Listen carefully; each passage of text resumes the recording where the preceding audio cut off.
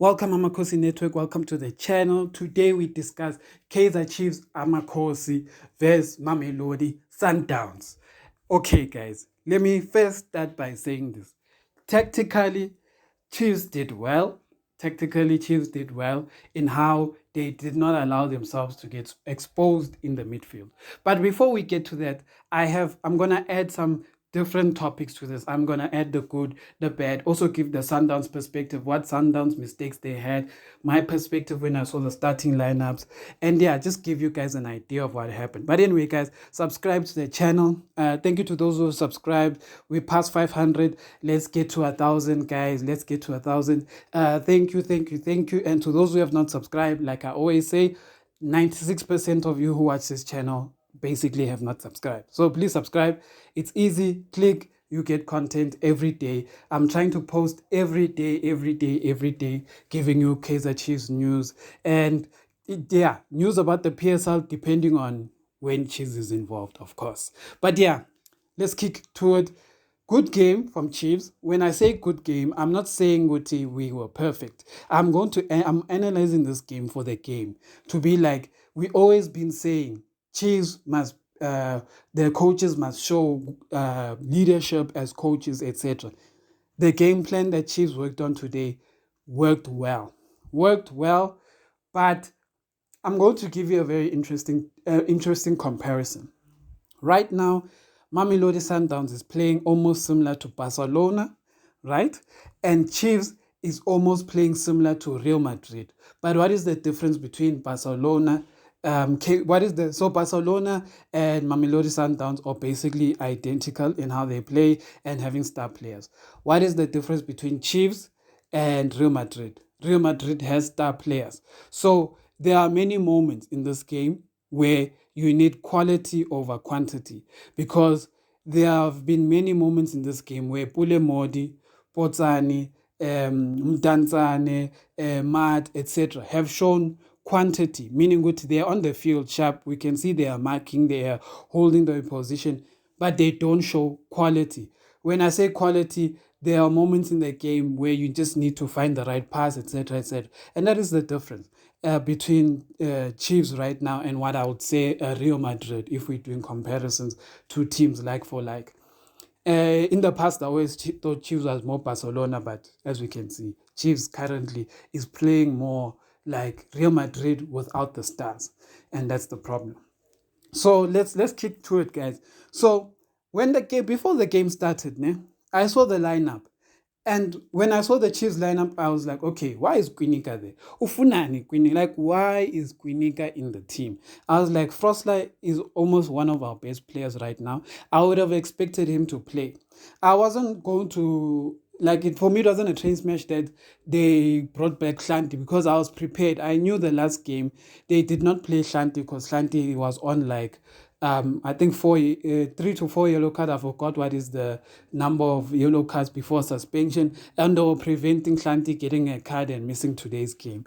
So I knew that Shanti would play, but I was very surprised when I saw Quinica starting ahead of Froster. But it made sense when I was watching the game because Quinica basically his job was not to go up, it was to sit, and the things that Frostler tends to get lost in the game and go up and get lost in position. Position, yeah. So that one I got. But this is the biggest one. The moment I saw Mamelodi Sundowns' starting lineup, the first thing I said to myself, this Sundowns team is the most beatable team that Sundowns has put against Chiefs. That is the first thing that came to mind. I was like, this Sundowns team is a team we can beat. Why did I say that? Because Urulani Mukwena made mistakes in his starting lineup. What did he do? He tried to pack the midfield and then he left pace on the bench. And then that played to our advantage because we played defenders who weren't under threat with pace. They didn't have threats in terms of pace. There is no defender today who got left with pace really. So Rivero was a problem, but it was never a thing where he's leaving people. He was like getting out, but he didn't have enough space to run behind. That was more of the issues today. So when I saw that starting lineup, I was like, okay, Maseko injured, Nazir injured, they started Unku on the bench, etc. Then I was like, okay, this guy's Shaululile wasn't there. So I was like, this guy's starting lineup is very weak. Like, especially the striking guys. I'm like, yes, they are a team that can score, but I don't believe the players that they're starting with or the players that will, the attackers they're starting us against us or the players who will beat us. It will be more a Chiefs mistake that gets them to get a goal. It won't be that Sundowns dominates us. And it actually played out that way when I was watching the game. Because, yeah, so when the game started, I was like, okay, the game is important. And what happened, what the most interesting thing that I saw of this game, which is spot on from Abomuli Fintike and Nabozwan, they didn't allow Tembazwane, they didn't allow Tembazwane and Alende to have enough time on the ball. When I said enough time, yes, they looked like they were in possession, but they weren't finding the players to make the right passes. So every time they passed, they ended up finding themselves back at the halfway line. And when they went forward, they were blocked on the lines. And then when they tried to come inside, there was always Chiefs players blocking the small Anyana runs and spaces. But the most important thing Chiefs did is that they didn't follow the runners. So when I say follow the runners, Allende and them like moving players. So when I say move players, if Allende goes up, and you think I can get the ball from Allende, you chase Allende, but then what happens is that Utembazwane ends up occupying the space that Allende ran from. So Allende will make a one, will pass back, and then also over second Sunday, Azazwane has that ball, and the player who's meant to be in that position is now out of position. That is what Sundowns do. But today, I'm still I want to watch this game and figure out how Chiefs planned it, but they didn't allow themselves to get exposed in the middle, and they didn't allow themselves to get exposed on the wings, because even West Sundowns was slow on the wings. And in the first half, what happened is that Chiefs was playing slightly higher, but they weren't playing high enough to get beaten from the back. And it forced at some point, Sundowns started kicking just forward because they lost the idea of what they can do, because they couldn't play it from the middle. So they started kicking almost like what Chiefs does. So they started to think of like playing more long balls, but it didn't work in their favor because Abo Castillo, Msimango, etc. always intercepted those long balls. So the only dangerous thing Sundowns did mostly in the first half was that when they passed from deep, they found a striker who is directly by our defenders. So they would pass Ribeiro, who is directly with Ditlokwe. They would pass Neo Mayema, who's directly with Msimango, etc. But there was always enough support. With that, the biggest mistake Urulani made is that pace. So he didn't capitalize on pace for Chiefs because our wingers are slow. And the other biggest mistake Urulani made is when Tembazwane got injured, he did not bring a like-for-like player. He did not bring Mendieta.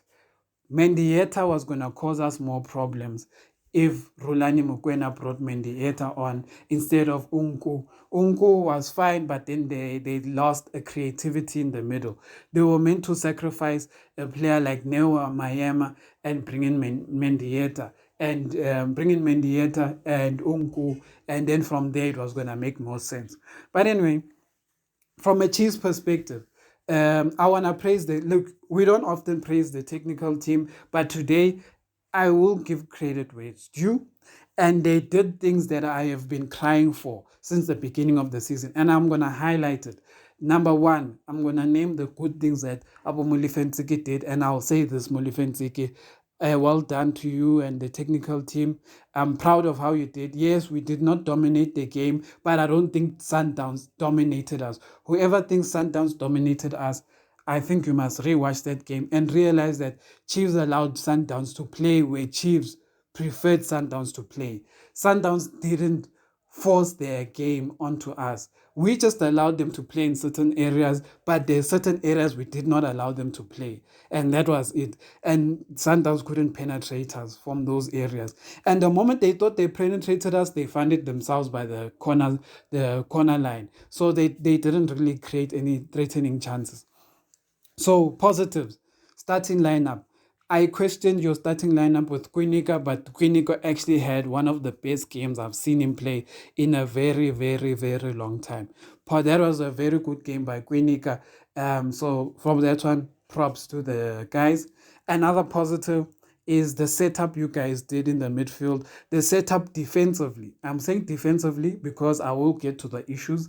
Defensively, the team did well, etc., etc. The structure was well. We closed down Sundowns well. We didn't allow Sundowns to make us run too much because Sundowns sometimes force you to chase after their players. We didn't allow that to happen. And for the first time in a long time, I saw Sundowns players struggling to pass each other properly. So there's so many times we got the ball. We took the ball from Sundowns. So that is a positive. Another positive that I saw for Abonimuli Finziki. This is one I've been telling you guys that Abonimuli Finziki must do, and they did it 2 games in a row now. And that is when the game is starting to flow against you, Peterson sit on the floor, say you are injured, and then Mulife Finziki regroup, etc. And when you regroup, tell the players, hey, focus guys, it's almost last minute, etc., etc., etc. Do XYZ, do XYZ. And yeah, that is one thing I'll say. Abomele Fensiki did well in this game. They did well in that aspect of the game. Okay, now I've said that and I've praised them because this is one of the better performances Chiefs has done, even though we did not create chances. So now I'm gonna get to the issues of Kaizer Chiefs. In this game, guys, in this game, the issues of Kaizer Chiefs were simple. We did well in structure, we did well defensively, we did well to control the ball for Sundowns, but the issue is the issue we keep having in many, many games. And that is that we do not utilize we do not utilize the ball. Now, why do I say that? A lot of you will say, Mandla, a lot of you will say, hey Baba, why you saying things like that? And then this is why I'm saying this. Guys, when Chiefs uses the ball correctly, we score beautiful goals. When Chiefs utilizes the ball correctly. What do I mean by that? The goal Sahele scored, the goal Dupree scored against Sundowns in the first game, Chiefs utilized the ball properly. Goal. The goal Sahele set up for Castillo in the one game, Chiefs utilized the ball properly. Goal. The goal that who was it in the previous games against Stellenbosch, Umode set up properly. Goal. Those were goals that had very simple play. The ball always found Chiefs in an advantage and our players made the right decisions. Against Sundowns, what was the problem? We kept making the wrong decision. What is the wrong decision? The wrong decision Chiefs players make is delaying passes because Sundowns has this thing of grabbing our players and wrestling. Sundowns here is WWE. Nje. Sundowns has this way of wrestling our players. That's why you would think Guti Abo Dupree are not fast, etc. Because they are always getting wrestled by these players. So those things. And then Danzani off. Modi off, Potani off. Dupree always works hard, so you can never fault Dupree. Dupree worked hard, but the thing is that they didn't utilize the ball. There were so many chances where Sundowns looked so open and Chiefs failed. And Sundowns made so many mistakes in this game. I feel like people don't understand. Sundowns made so many mistakes because of the way Chiefs was controlling the structure of the game, but we did not punish them. Every time Sundowns lost the ball in the middle, whenever we took the ball forward, we did not have a plan with the ball. And because we didn't have a plan with the ball, we didn't even get to take a shot at Ronwen Williams. All the time. It was always the case. Even the time where Ronwen Williams came out of the ball, Tanzane, I don't know what he was thinking. The first thing he was meant to do is kick it back to Ronwen Williams' pole. Don't try and be fancy. First time shot, kick it back. Tanzane wasted time. Those are the issues that I saw there. Our midfield is still work in progress. One thing I've always been telling you guys, I think a lot of you have now or starting to see it more and more, is that Castillo is not a defensive midfielder. Castillo is more a central attacking midfielder, meaning that he can defend. Yes, but he is better in attack. He is better taking us forward. It's like to say, if, let's just say, in a perfect world, we would be playing a natural defensive midfield. Let's just say Chiefs had a Tebogo Mokoena, or let's say a Yeye Leturunyan or something at a number 6. You would be playing a player like Castillo and Mdu in front of him. So things like that, because then Castillo can work back, etc. Like he's a box to box midfielder, box to box, and he can defend, yes, but like it's his deep runs that are good, and he just needs to find players who can figure out his mind. And sometimes he tries to do too much because he's starting to think he's the best player on the field, and you can't blame him. He's starting to think he's the best, so he thinks he has to do more because he thinks if he does passes these guys, they're gonna waste the ball. But sometimes he ends up messing up the ball. So that is the issue that I saw there. Another big issue is Molefe Ntsiki's substitutions. Molefe Ntsiki's substitution, the one that I say, for me, I look, I'm not gonna fault the guy, etc. But for me, the two biggest mistakes in terms of substitution for me were Frosler and were Uhasond. Uhasond. Why do I say that? Uhasond looked positive, but Uhasond, I don't think has grasped the game properly. Uhasson, when he came onto the game, he made us feel like we're playing with almost Uranga Chivavero. Because and I'm not saying Uranga Chivavero is bad and whatever, Uhasson was bad, but I'm saying the moment we lost pace up front, Sundowns started attacking us more because they realized, Guti, their defenders can deal with Uhasson. So Uhasson actually benefited Sundowns because the moment Uhasson came, Umudao started going more forward because Umudao knew what he can recover with Uhasson because Uhasson can't beat him at pace. And that is the issue. That is the issue that Hassan brought onto the game, is that Hassan is not fast. And the thing is that this game, we needed a fast player. So this game was a game where we needed Saile. We needed to keep Sundowns at the back. We needed to keep Sundowns defenders being worried to push up, because the moment we put Uhasson on, it made Umudao go forward, and then that is where their goal came from. The reason why I'm saying this, Dupree was starting to get tired. So what was meant to happen is that Usaile was meant to go to Mudao's side and beat Mudao with pace to keep him back, to make sure Mudao stays back. But it didn't happen. And Dupree was tired. He couldn't chase after Umudao the whole game. So that was a big mistake. Another big mistake we made was Frosler. The reason why I say Frosler was a big mistake is simple. I think we were meant to bring in Solomons. Solomons was meant to come back, was meant to come into this game, and Solomons was meant to keep.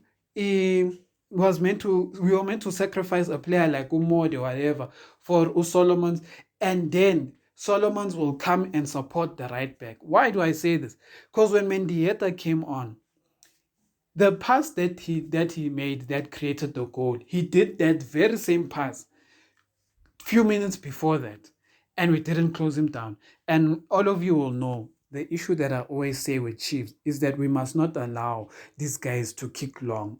If we allow these guys to kick these long balls, we always put ourselves under unnecessary pressure. When you kick the ball from the air into our box, it's a threat. And Peterson didn't come out, and you can't blame him. It was too deep. So that was the issue with the game. But other than that, it was a better game. Look, now I'm going to be very honest. I'm going to be very, very honest. In reality, a 1-1 scoreline is better for Sundowns.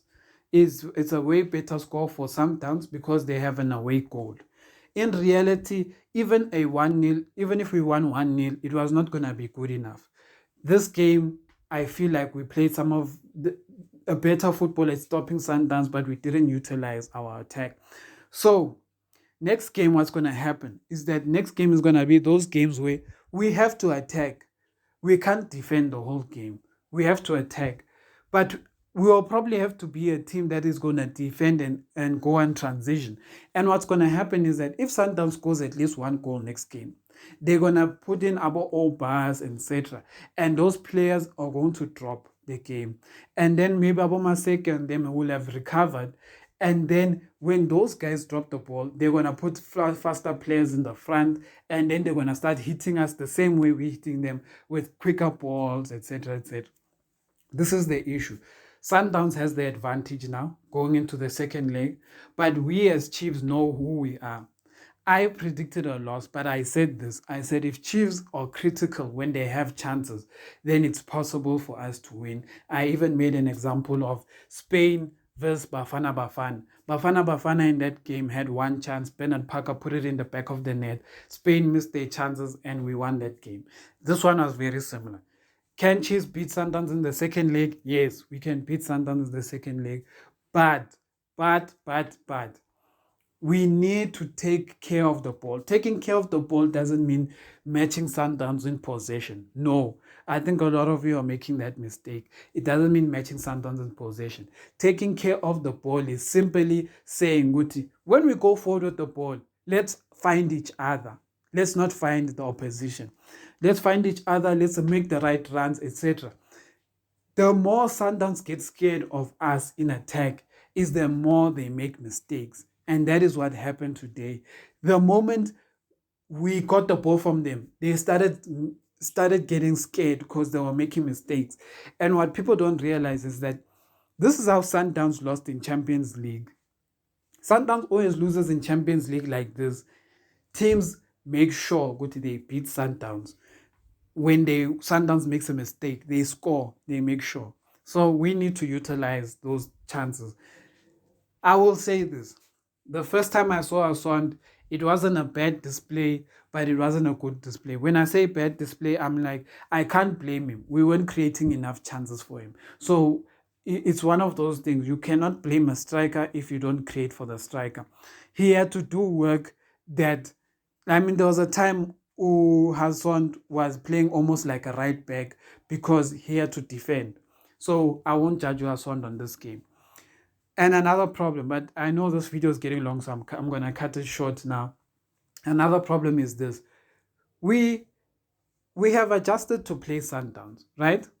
But now the question is, are we still creating an identity for ourselves?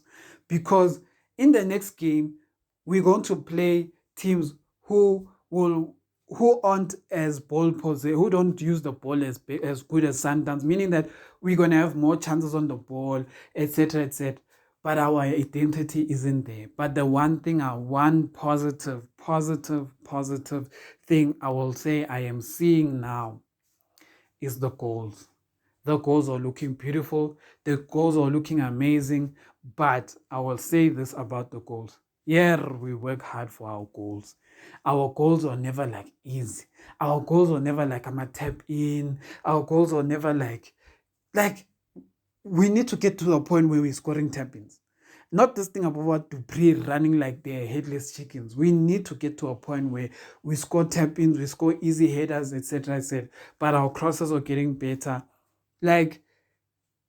I don't wanna say I support Ntsiki. I still believe Ntsiki was the wrong hire because of our midfield, how dead it is.